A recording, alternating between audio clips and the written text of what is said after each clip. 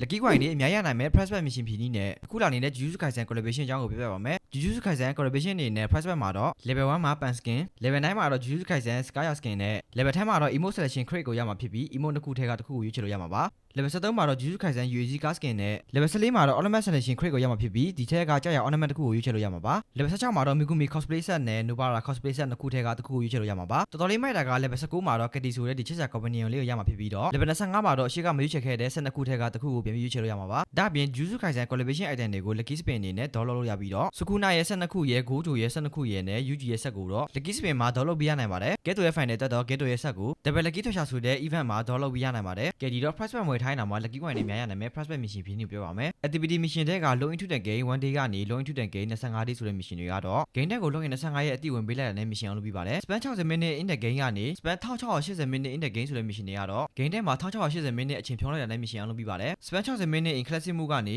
Spend 1900 minute in Classic Mode ဆိုတဲ့ Mission တွေကတော့ Classic ပွဲမှာအချိန်1900 minute ဆော့လိုက်တဲ့ Mission အောင်လုပ်ပြီးပါတယ်။ Mission တွေအားလုံးထက်က Classic ပွဲဆိုတာကတော့ Unranked မှာပဲဖြစ်ဖြစ် Ranked မှာပဲဖြစ်ဖြစ်ရပါတယ်။ဒီတော့ Challenge Mission တွေကိုဆက်သွားပါမယ်။ Challenge Mission တွေက Gear 2 Light to Teammate ကနေ Gear 15 Light to Teammate ဆိုတဲ့ Mission တွေကတော့ပွဲတစ်ပွဲပြီးတော့လို့ကိုနဲ့သူဆော့ခဲ့တဲ့တကယ်ချင်းတွေကို Light 15ခါပေးလိုက်ရပါပြီ။ Restore 100 hack ကနေ Restore 1000 hack ဆိုတဲ့ Mission တွေကတော့ Classic ပွဲမှာ point 1000ကိုတွေးဖြစ်လိုက်တာနဲ့ Mission အောင်လုပ်ပြီးပါတယ်။ Complete 2 map wave fan ကနေ Complete 15 map wave fan ဆိုတဲ့ Mission တွေကတော့ Meteoroid တို့မဟုတ် Classic ပွဲကိုတကယ်ချင်းတွေနဲ့15ပွဲပြီးအောင်ဆော့ခိုင်းတာပါ။ 100 meter wave 2 time ကနေ 100 meter wave 10 time ဆိုတဲ့ Mission ကတော့ Meteoroid တို့မဟုတ် Classic ပွဲတွေမှာ100 meter wave ကရန်သူကို10ရောက်ဆော့လိုက်တာနဲ့ရပါပြီ။ Eliminate 5 player running ကနေ Eliminate 15 player running ဆိုတဲ့ Mission ကတော့ Classic ပွဲတို့မဟုတ် Meteoroid မှာပြီးနေတဲ့ရန်သူ15ရောက်ကိုဆော့လိုက်တာနဲ့ Mission အောင်လုပ်ပြီးပါတယ်။ Hit player 2 time ကနေ Hit player 15 time ဆိုတဲ့ Mission ကတော့ရန်သူကိုဘာနဲ့ပဲဖြစ်ဖြစ်15ချိန်တည်းပေးလိုက်တာနဲ့ရပါပြီ။ Eliminate 1 enemy player while driving vehicle ဆိုတဲ့ Mission ကနေ Eliminate 5 player driving vehicle ဆိုတဲ့ Mission ကတော့ကားမောင်းနေတဲ့အတော်တွင်းရန်သူ9ရောက်ကိုဆော့လိုက်တာနဲ့ Mission အောင်လုပ်ပြီးပါတယ်။ဒီ Mission ကရန်သူကိုကားနဲ့တိုက်တီဖြစ်စေကားစီးနေရင်နဲ့ပြစ်တီဖြစ်စေ9ကောင်ဆော့လိုက်တာနဲ့ Mission အောင်လုပ်ပြီးပါတယ်။ Travel Modern 3000 မီတာကနေ 8000 မီတာဆိုတဲ့ Mission ကတော့အခုပြထားတဲ့ Dacia ဆိုတဲ့ကားအောင်မောင်းပြီးမှမီတာ8000ပတ်မောင်းလိုက်တာနဲ့ Mission အောင်လုပ်ပြီးပါတယ်။ Picket AKN 5 map ကနေ Picket AKN 10 map ဆိုတဲ့ Mission ကတော့ Classic ပွဲမှာ AKN ကိုတပွဲတစ်ချိန်လုံးနဲ့10ပွဲကောက်လိုက်တာနဲ့ Mission အောင်လုပ်ပြီးပါတယ်။ဒီတော့ Extra Mission ကိုဆက်ပြီးသွားပါမယ်။ Eliminate 1 enemy player Sky ရောက်ကနေ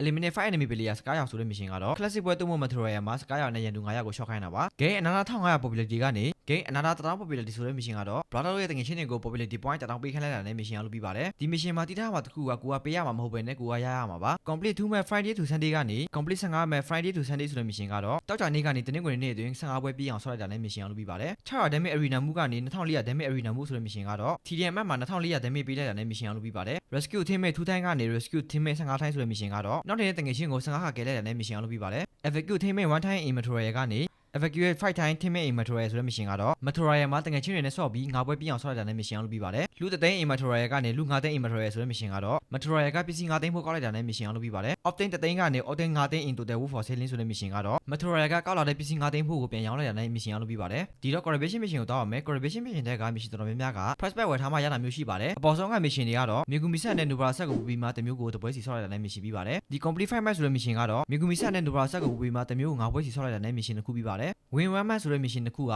Megumi Set နဲ့ Nobara Set ကိုပြီးမှတမျိုးတပွဲစီ Chicken စားလိုက်တာနဲ့ Mission ပြီးပါတယ်။ Eliminate 5 ဆိုတဲ့ Mission တစ်ခုကတော့ Megumi နဲ့ Nobara တို့ရဲ့ Set ကိုပြီးမှတမျိုးကိုရန်သူ9ယောက်စီဆော့လိုက်တာနဲ့ Mission တစ်ခုပြီးပါတယ်။ Complete 1 match ကနေ Complete 2 match ဆိုတဲ့ Mission ကတော့ Kitty ဆိုတဲ့ဒီချစ်ချက်ကောင်းတဲ့ Companion ခေါ်ပြီးမှပွဲထဲ3ပွဲဆော့လိုက်တာနဲ့ Mission အောင်လုပ်ပြီးပါတယ်။ဒီအောက်က Space Gate ခန့်တဲ့ Mission တွေကတော့အခုပြထားတဲ့ Space Gate နှစ်ခုကိုမတူညီတဲ့တကယ်ချင်း3ယောက်ကိုတယောက်တစ်ခုစီပေးလိုက်တာနဲ့ Mission အောင်လုပ်ပြီးပါတယ်။ဒီတော့ Mission ဖြည့်နေတဲ့ပတ်သက်ပြီးတော့အကုန်လုံးပြီးပါပြီ။ထပ်ပြီးသိချင်တဲ့အကြောင်းအရာကိုဘန်ကို link ကနေလာပြီးမေးလို့ရပါတယ်